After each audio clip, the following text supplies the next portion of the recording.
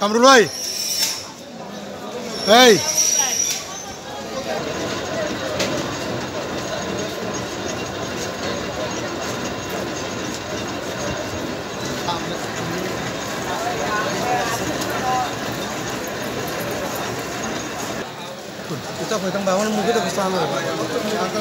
আমরা আজকে আমরার পক্ষে দুইটা খুন হয়েছে, দুইটা খুনের মামলা। আমরা আজকে এই কাউন্টার মামলায় আমরা স্বেচ্ছায় মাননীয় আদালত হাজির ইসলাম। আজকে এই স্বেচ্ছায় মাননীয় আদালত হাজির হওয়ার পরে আজকে এই মিথ্যা বানোয়াট উদ্দেশ্য প্রণীত এই মামলায় আজকে আমরা আমাদেরকে জেল হাজতে প্রেরণ করেছেন আদালতে। আমরা ন্যায় বিচার থেকে বঞ্চিত দিয়েছি। আর কি আমার মাথা ঠিক মাথা ঠিক আনোয়ার তো টুকাল তামলে তো টুকাল তামলে কেডা তুমি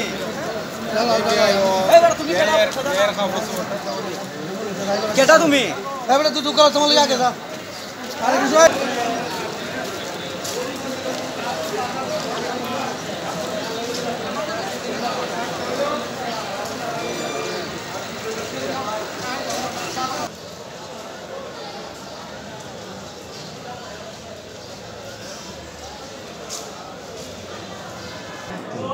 হবিগঞ্জ সদর উপজেলাস্থ বামখান্দি গ্রামে বিগত 7/3/2024 তারিখে একটি হত্যাকাণ্ডকে কেন্দ্র করে উভয় পক্ষের মধ্যে মারামারি হয়। এতে একজন লোক মারা যায়।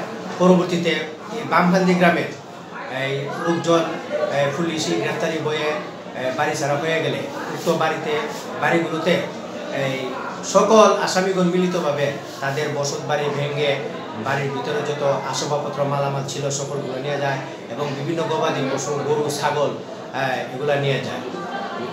নিষ্ঠুর এবং নির্দয়ভাবে সমস্ত বাড়ি ঘর লুটপাট করে ভাঙচুর করে তারা যে অন্যায় অবিচার করেছে, তারপরে পরবর্তীতে তারা বাদী হয়ে থানায় মামলা দায়ের করে আজকে তারা 49 জন আসামি বিজ্ঞ আদালতে হাজির হয়ে জামিনের প্রার্থনা করেছিল।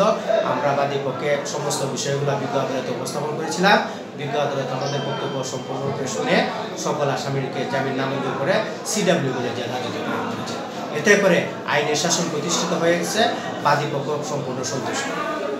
অবশ্যই আজকে বিজ্ঞ আদালতে যে আদেশটা দিয়েছে, এই আদেশের প্রেক্ষিতে ন্যায় বিচার প্রতিষ্ঠিত হবে এবং আইনের ঊর্ধ্বে কেউই নয়, সকল ক্ষেত্রে আইনের শাসন প্রতিষ্ঠিত হবে এবং কেউ ইচ্ছা করে আইন হাতে নিতে পারবে না। যদি খুন হয়ে থাকে তাহলে খুনের বিচার হবে।